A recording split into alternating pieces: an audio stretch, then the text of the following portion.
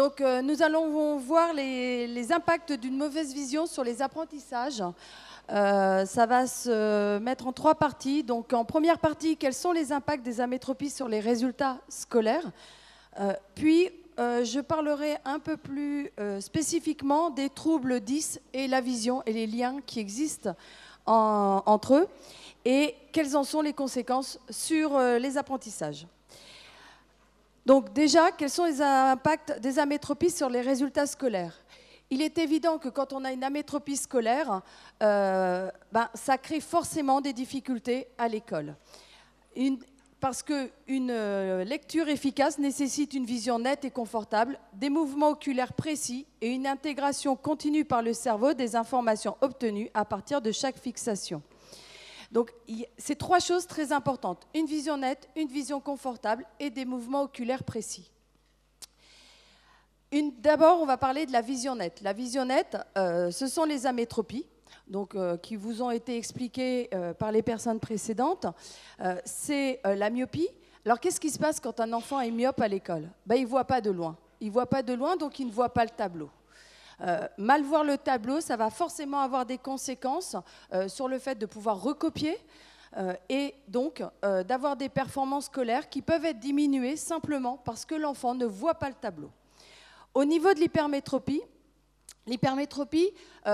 l'enfant peut voir net, mais au prix d'un effort constant au niveau de son accommodation. Et cet effort constant va faire qu'il va fatiguer. Et cette fatigue, on va dire, va se répercuter au fur et à mesure de la journée. Souvent, le matin, ça ne se passe pas trop mal à l'école. Et au fur et à mesure de la journée, il va avoir de plus en plus de difficultés à se concentrer parce que l'accommodation lui demande un effort constant toute la journée. Et alors, bon, on pourrait dire que souvent, c'est des enfants, quand ils quittent l'école, ils prennent un goûter, donc ils relâchent leur accommodation et qui ont du mal ensuite à se remettre aux devoirs. Ce qui ne veut pas dire que tous les enfants qui n'aiment pas les devoirs sont hypermétropes. Mais en tout cas, ça fait partie des symptômes. Et puis l'astigmate, donc, ne voit pas en gros les verticales et les horizontales de la même façon, ce qui va lui occasionner des confusions au niveau de certaines lettres et donc pareil, va mal recopier. Il ne suffit pas seulement de voir net, il faut aussi voir de façon confortable. Et pour voir de façon confortable, il faut avoir une vision binoculaire qui soit correcte. Les gros problèmes de vision binoculaire, les principales sont les phories. Les phories, ce sont des défauts de convergence, soit en excès, soit en défaut, qui va engendrer en fait, pareil, des difficultés au fur et à mesure de la journée. Souvent, pour arriver en fait à fusionner les 2 images qui arrivent des 2 yeux, ça va demander un effort constant et donc une très grosse fatigue. Ensuite, les 2 autres problèmes vous ont été évoqués précédemment sont le strabisme et l'anisométropie. L'anisométropie, c'est un œil qui voit beaucoup mieux que l'autre. Et dans ces 2 derniers cas, le gros problème qui va suivre, c'est l'amblyopie fonctionnelle. L'amblyopie fonctionnelle, un œil voit mieux que l'autre, donc le cerveau, n'arrivant pas à fusionner les 2 images, va privilégier un des 2 yeux, va oublier l'autre, et donc la capacité visuelle de cet œil oublié va stagner. L'amblyopie concerne quand même 6% à peu près de la population, ce qui est énorme, et vous avez bien compris qu'un dépistage précoce est très très important. Ce dépistage doit être fait le plus tôt possible, et justement avant d'arriver en fait en primaire où la lecture fait partie de concerne la plus grosse partie de l'apprentissage en primaire, et c'est vrai que on pourrait considérer que les difficultés scolaires, et si ce n'était qu'un problème de vue. Je refais un résumé de ce que j'ai dit plus tôt, c'est que l'astigmate peut confondre certaines lettres, le myope va faire des fautes en recopiant, et l'hypermétrope va vite fatiguer. Il y a une étude de la SNAF qui a montré qu'il y a 2 fois moins de mauvais lecteurs chez les sujets métropes ou corrigés que chez les autres, et que les mauvais lecteurs amétropes redeviennent bons lecteurs après correction. Donc la première chose à faire quand un enfant a des problèmes à l'école, déjà, c'est de vérifier sa vue. Parce que même s'il a d'autres problèmes secondaires dont on va parler après, déjà, avoir une bonne vue va l'aider. C'est évident. Ensuite, je vais m'attarder un petit peu sur les conséquences et les liens surtout qui existent entre les troubles 10 et la vision. Les troubles 10 sont plusieurs. Donc, il y a la dysphasie qui est un trouble du langage oral, la dyscalculie qui va plutôt concerner les mathématiques, la dyspraxie qui est un trouble de la coordination, donc va occasionner des difficultés essentiellement d'écriture, et la dysorthographie qui concerne plus spécifiquement l'orthographe. Celles que l'on connaît surtout et qui peut être associées aux troubles précédents est la dyslexie. La dyslexie, c'est une difficulté d'apprentissage qui se manifeste par une grande difficulté à assimiler le langage écrit. Ça concerne quand même 5 à 10% des enfants scolarisés et touche plus les garçons que les filles. Alors, c'est vrai que les symptômes sont variés, hein. Déjà, on va différencier la petite enfance avec l'enfant un petit peu plus âgé. Donc, dans la petite enfance, ça se traduit par un retard dans le langage, une difficulté à apprendre des mots, une difficulté à apprendre et à reconnaître les lettres, des troubles de la mémoire et des problèmes de repérage dans l'espace. Chez l'enfant un petit peu plus grand, forcément, ces difficultés vont persister. Donc, toujours un retard évident dans l'apprentissage de la lecture et de l'écriture, des troubles d'attention, des difficultés à faire la différence entre les mots et les lettres graphiquement proches, à épeler les mots, des difficultés après dans les langues étrangères, hein, quand ils commencent en 6e, et des problèmes de motricité, de mémoire et de coordination. Ce qui est très important, c'est qu'il n'existe aucun traitement qui va guérir de la dyslexie. Par contre, on va pouvoir intervenir pour aider l'enfant à mieux compenser sa dyslexie, et cette prise en charge, elle est pluridisciplinaire. On va pouvoir faire appel à une orthophoniste qui va l'aider à améliorer l'attention dans la motricité et dans l'orthographe. On a la psychomotricienne ou psychomotricien qui va aider l'enfant à pallier aux problèmes de motricité. L'orthoptiste, parce qu'on va voir que souvent les enfants atteints de dyslexie ont un problème, et surtout une insuffisance de convergence. Et par-dessus tout ça, la psychothérapie, parce que malheureusement, les enfants en difficulté scolaire, ça a forcément des implications sur la confiance en soi et sur le mal-être. Donc on peut aider aussi l'enfant grâce à la psychothérapie. Donc je vais m'attarder un peu plus, parce qu'il y a plein de liens, hein, la dyslexie, mais sur les liens, sur les problèmes visuels et la dyslexie. Déjà, l'enfant va devoir utiliser tout son champ visuel et donc pouvoir avoir cette visiomotricité qui est l'attitude de planification du mouvement des yeux qui permet d'explorer la scène visuelle afin d'y sélectionner une information précise. Hein, les saccades oculaires vont faire qu'on va permettre d'exploiter tout le champ visuel. Sauf que chez l'enfant dyslexique, il y a des troubles de cette visiomotricité qui vont influencer sur la perception de l'espace, les distances, et donc va provoquer une déficience visio-spatiale. Les saccades oculaires, aussi chez l'enfant dyslexique, ces saccades oculaires vont poser problème au niveau de la lecture. Pour pouvoir lire, forcément, l'œil va faire des saccades pour passer d'un mot à l'autre, et au bout de la ligne, de pouvoir revenir au début de la ligne suivante. Et là, vous avez, alors je sais pas, hop, comme ça. C'est celui-là. Voilà. Donc là, on voit les saccades oculaires sur un enfant non dyslexique. Donc on voit bien, alors il y a des micro-saccades en plus hein, qui vont faire que les saccades oculaires vont de la première lettre à la dernière lettre, puis va permettre d'avoir une vision d'ensemble du mot. C'est cette capacité de saccade oculaire qui nous permet d'éviter de lire de façon syllabique et va nous permettre de lire rapidement un livre. Et on voit bien chez l'enfant non dyslexique que les saccades oculaires vont aller d'un mot à un autre. On n'a pas mis en place là les micro-saccades, mais en tout cas ça va d'un mot à un autre. Et à la fin de la ligne, ça va à la ligne d'après. Et là on voit bien chez le dyslexique que les saccades oculaires n'arrêtent pas de faire, vont faire des va-et-vient. Et donc ça va diminuer la performance de lecture de l'enfant.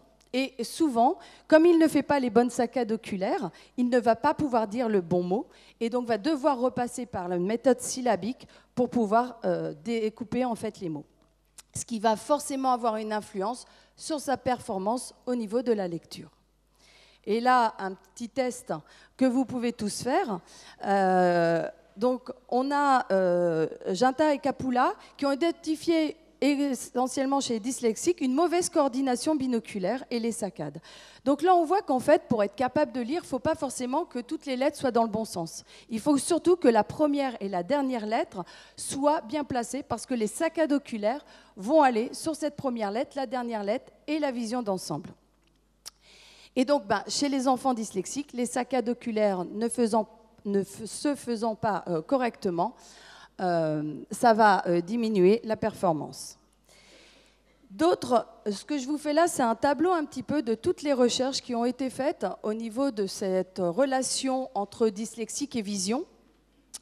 Et on a un deuxième professeur, Hélène Irlen, psychologue américaine, qui a montré qu'en fait, chez les enfants dyslexiques, il y avait une certaine saturation corticale qui se faisait lorsque l'on lisait un texte noir sur une feuille blanche. Ça fait un peu l'effet comme si nous, non dyslexiques, enfin, je le suis un petit peu quand même, mais on regardait une spirale, d'accord ? C'est-à-dire que ça fait mal aux yeux. On a du mal à aller regarder le centre de la spirale. Et bien, chez les enfants dyslexiques, le fait d'avoir cette écriture noire comme ça sur une feuille blanche, ça crée aussi cette saturation corticale. Et elle a montré qu'en fait, en mettant des filtres de couleurs sur les textes, on diminuait cette saturation corticale et on augmentait la performance de lecture de l'enfant. Et de grandes personnes comme Bill Gates, Bono et Elton John souffrent. C'est pour ça que ces personnes-là ont des lunettes souvent de couleur pour les aider à compenser leur dyslexie au niveau visuel. Ensuite, d'autres recherches ont été faites, alors essentiellement au départ par le docteur D'Acunha, qui est à Lisbonne, qui a mis en lien en fait des troubles de proprioception et la dyslexie. La proprioception est un sens, comme l'a vu Louis, qui repose sur la présence de capteurs sensibles qui sont présents au niveau de tous nos muscles.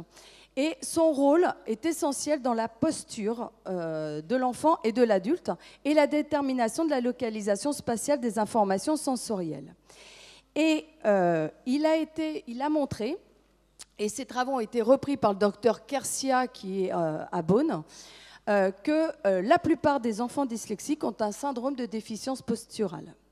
Et ce qui fait qu'en fait, cette posture qui va leur poser problème va engendrer des difficultés supplémentaires dans la gestion de leur dyslexie.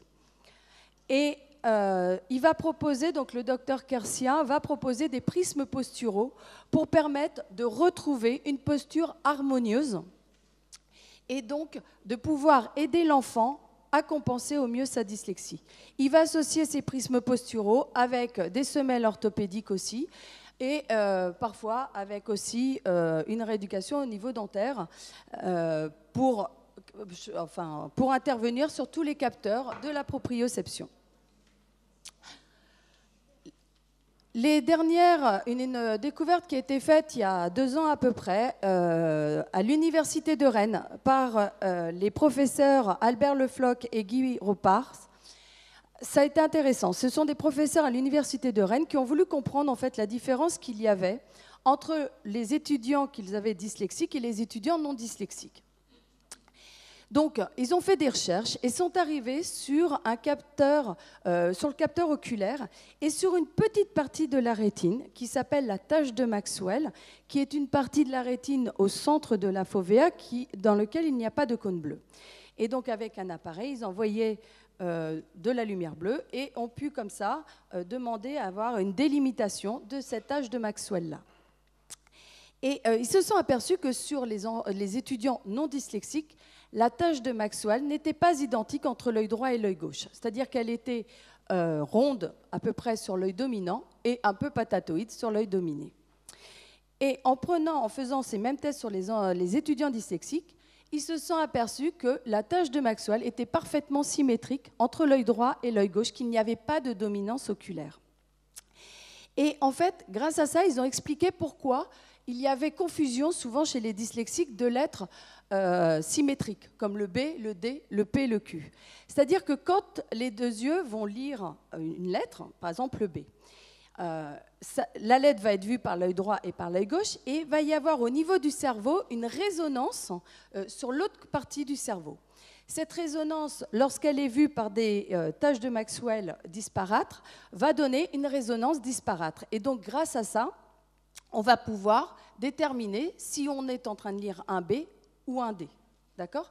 Or, chez l'enfant dyslexique, les tâches de Maxwell étant symétriques, la résonance corticale va être parfaitement symétrique. C'est-à-dire que ça soit pour un B ou un D, on va avoir une barre et deux boucles de chaque côté. Donc l'enfant, ou même le jeune étudiant, ne va pas pouvoir de déterminer la différence entre ces deux lettres. Et donc eux, ils ont inventé une espèce de lampe stromboscopique qui va éviter en fait la résonance de l'autre côté du cerveau, afin de permettre à l'enfant ou à l'étudiant dyslexique de moins confondre et d'avoir une performance au niveau de la lecture bien meilleure. Ce qui peut être intéressant aussi avec cette recherche-là, c'est que l'appareil pourrait être amélioré pour faire du dépistage visuel précoce chez les tout jeunes enfants, pour essayer, par une rééducation éventuellement, d'obliger le système visuel, pendant qu'il est malléable, en dessous de 6 ans, d'avoir une dominance oculaire. Donc, quelles sont les conséquences sur les apprentissages ?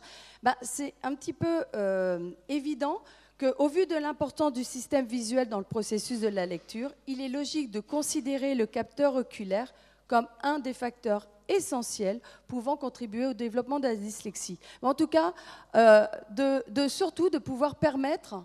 Qu'est-ce qui vous a... Dites-moi. Oui, il n'y a pas de souci.